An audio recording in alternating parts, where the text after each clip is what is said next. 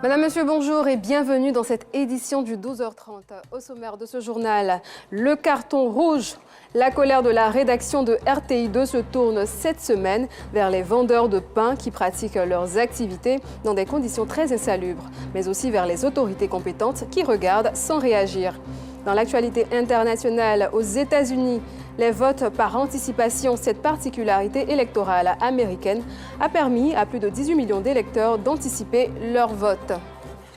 Merci de suivre cette édition. Débutons ce temps d'information par notre rubrique Le Carton Rouge. Un commerce de pain et autres denrées alimentaires s'est installé aux abords de l'autoroute à la sortie nord d'Abidjan. Une activité qui se déroule dans des conditions insalubres et qui pourrait être une source grave de maladies pour ses clients. Le pain, marchandise principale de ce commerce, est tenu dans un environnement malpropre, non protégé et exposé aux eaux usées bordant cette route. Une activité contre laquelle la rédaction de la RTI2 s'insurge et dénonce à travers ce carton rouge signé Théodore Zouzou et Gilles Tonien et commenté par Pargas Rokone Demadongui. Mesdames et messieurs, il est vrai que nous nous nourrissons tous les jours. Et c'est d'ailleurs nécessaire pour vivre. On le sait tous. Eh bien, ce qu'il faut savoir également, notre santé dépend de ce que nous ingurgitons. En clair, de ce que nous mettons sous la langue pour atteindre le ventre, diraient les nutritionnistes. Mais ici, à Yopougon-Jesco, à la sortie nord d'Abidjan, aux abords de l'autoroute du Nord, cet adage, notre santé dépend de ce que nous mangeons, ne semble pas être pris en compte. Pas du tout. Regardez du pain non protégé dans ces récipients posés à même le sol sur les bordures de ce caniveau ouvert. Caniveau contenant des eaux usées, des eaux sales, des eaux remplies de déchets et de microbes. Bref, des eaux remplies de maladies.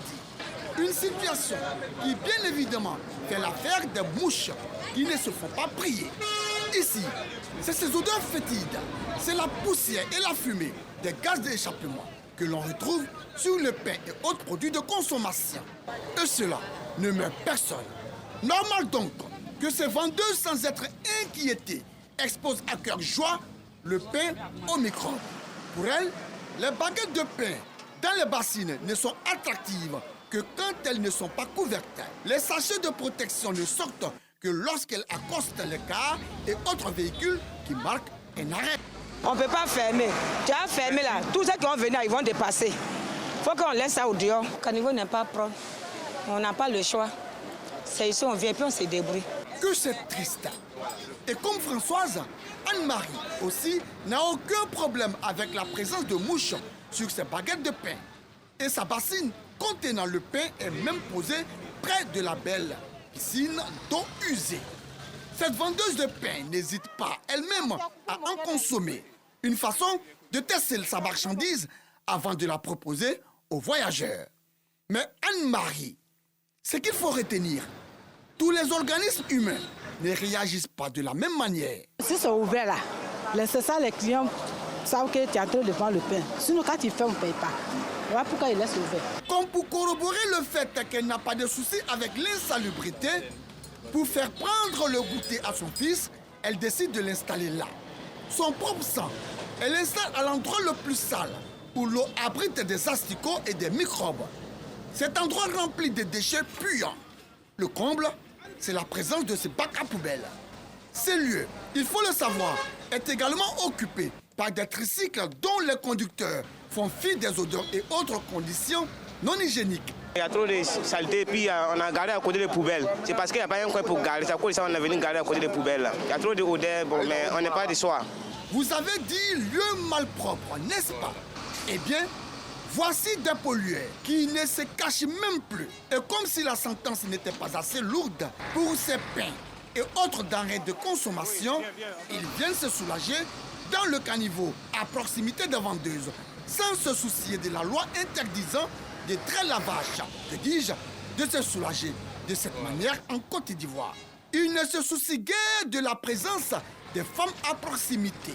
Messieurs, un peu de pudeur et de civisme tout de même. Je reconnais que ce qu'elle fait, c'est mauvais, mais comme le pipi était trop serré, c'est pour cela qu'il a toussé. Le garba, semoule de manioc cuite à la vapeur accompagné de poissons frits et le pain fourré, appelé aussi panini, sont vendus ici. Les vendeurs reconnaissent et sont bien conscients qu'ils exercent leur activité dans un environnement dangereux pour la santé des consommateurs. Ils mettent en glace et ferment tous les condiments. Ça cause la saleté, les mouches, ça cause ça on protège. Pour la santé des gens quoi. Il n'y a pas autre place pour vendre si ce n'est pas ici. Ces clients, lui, avouent ne pas tenir compte de l'hygiène du milieu. C'est un habitué, dirait-on. On fait comment? C'est pas à nous de leur dire de ne pas vendre ici. Nous, on a fait, nous sommes des passants, donc on fait avec, on n'a pas le choix. Côté maladie, tout, nous, on ne passe pas ça. Nous, on cherche à remplir nos ventes. Pire, cette boulangerie qui va bientôt ouvrir ses portes aux abords de ses eaux usées. Son propriétaire voudrait-il augmenter le nombre de victimes de cette insalubrité? Le caniveau est très très sale. Et ça, on ne peut pas travailler, on ne peut pas recevoir les clients. Mon patron a décidé de fermer ce caniveau parce qu'il a fait sa boulangerie, quelque chose de pauvre, de faire fabriquer du pain, du croissant, glacé. Bon, en tout cas, on a fini, mais c'est le caniveau qui nous gêne pour le moment. On attend la mairie pour nous aider à fermer. Il est lui aussi sans ignorer les conséquences de cette insalubrité due aux emballages de produits de fer sur place. Cette vendeuse de pommes rejette toute responsabilité. C'est pas pour nous, hein. Pour nous là non plus pour mettre ça en haut ici. Non, on ne jette pas les cartons.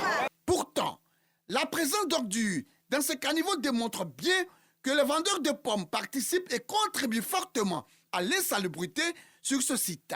Et pourtant, ces emprises, la plupart du temps occupées par les vendeurs et vendeuses, ont été récemment déguerpies. Approchés, les services techniques et des projets de la mairie de Yopougon situent les faits et font une proposition. C'est une autoroute, donc il y a l'État qui a sa part et la mairie a sa part. Tout récemment, il y a eu des opérations de curage. Le ministère de l'Hydraulique, de l'Assainissement et de la Salubrité a commis des entreprises pour pouvoir curer des caniveaux au niveau de la commune pour la période de la saison des pluies qui a commencé. Il y a des commerçantes qui vendent au bord de ces caniveaux. Donc, elles rejettent leurs déchets dans ces caniveaux-là. Donc, c'est un élément important qui fait que ces caniveaux sont toujours remplis. Mais il y a quand même des opérations qui ont été menées, aussi bien par la mairie que par le district, que par le ministère, à l'effet de chasser les femmes, afin qu'elles ne vendent pas au bord de la route et puis qu'elles libèrent les caniveaux. Malheureusement, c'est des opérations qui se font régulièrement, mais quand on les chasse, elles reviennent. Les emprises de l'autoroute sont gérées par le ministère de l'Équipement et de l'Entretien routier via la Géroute. Nous pensons qu'il faut que nous, mairies, en accord avec la Géroute, le ministère de l'Équipement et de l'Entretien routier, qu'on puisse aménager une encoche en bordure de la voie, de sorte à ce que le car puisse quitter la voie complètement, se rabattre sur cet espace pour charger ou décharger les passagers.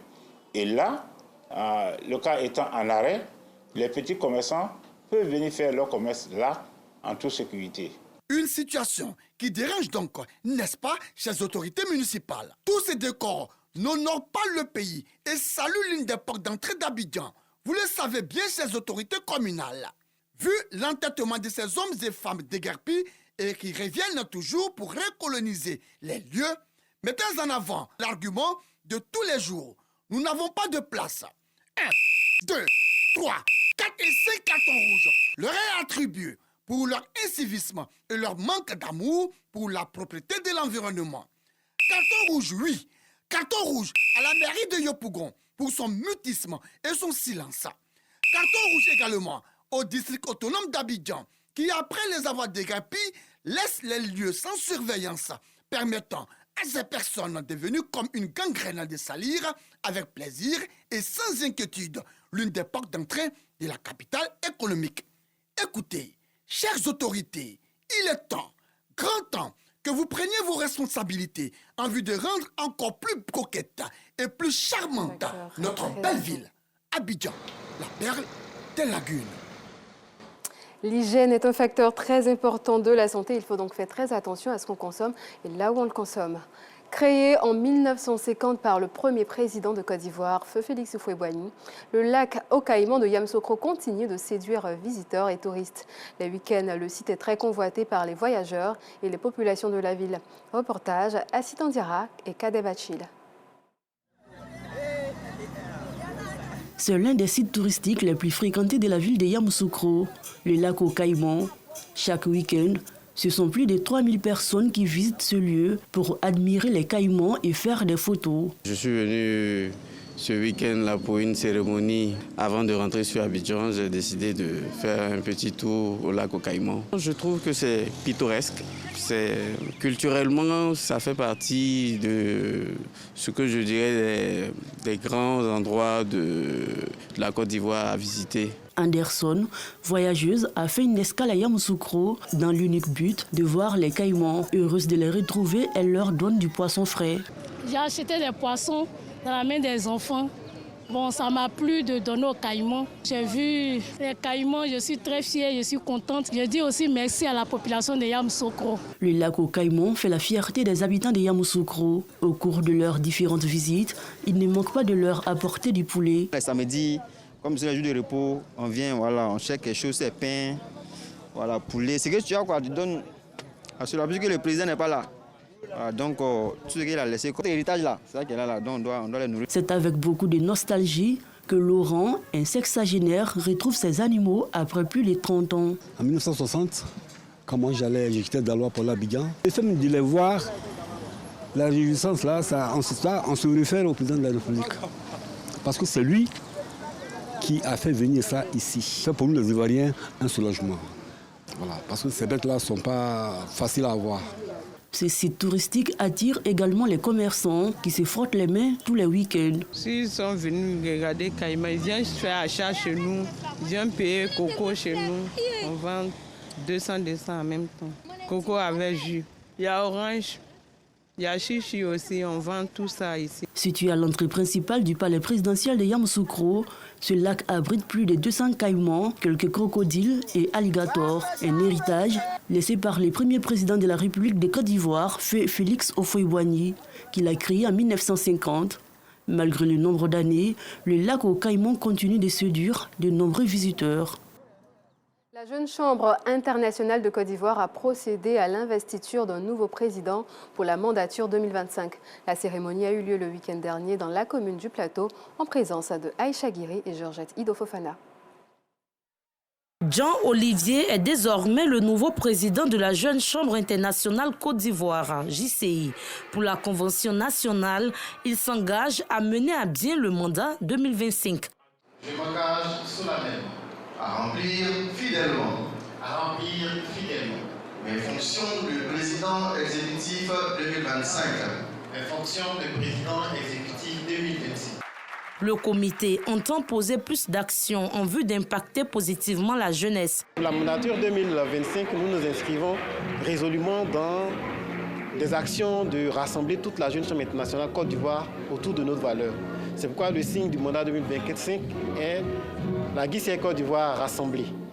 Et cela va permettre de réunir tous les fils et les filles de la Côte d'Ivoire, de la Jeune Chambre internationale Côte d'Ivoire autour de leur organisation afin de la faire prier. Béa Mac, le président sortant de la JCI, a pour sa part salué le nouveau responsable de l'organisation avant de faire le bilan de son mandat. Le président entrant, nous allons nous tenir à ses côtés ou derrière lui afin de le soutenir, de lui apporter tout notre soutien et toute notre expérience durant le mandat 2025. Le bilan que nous avons dressé a été jugé satisfaisant par l'ensemble des présidents exécutifs locaux. Nous avons eu à développer un programme national dit de territorialisation qui nous a permis de travailler à l'ancrage local et à l'ancrage national de la Jeune Chambre Côte d'Ivoire. La JCI s'engage à réunir tous ses membres autour d'un idéal, créer des changements positifs pour le développement de leurs activités. Dans l'actualité internationale, à présent, à 14 jours du scrutin du 5 novembre, les votes par anticipation et par correspondance ont permis à certains Américains de choisir leur candidat. À ce jour, selon le laboratoire électoral de l'Université de Floride, plus de 18 millions d'Américains ont déjà rendu leur bulletin, ce qui représente plus d'un électeur sur 10 si l'on se fie aux 160 millions de votants de novembre 2020. Au Gabon, le projet de constitution qui sera soumis à un référendum le 16 novembre a été rendu public lundi soir. Il propose un régime présidentiel puissant avec un mandat de 7 ans renouvelable une seule fois. La campagne officielle débutera le 6 novembre, bien que de nombreux acteurs aient déjà exprimé leur position avant la publication du texte, lançant ainsi officieusement les débats. C'est la fin de cette édition. Merci de l'avoir suivi et bonne suite de programme sur RTI2.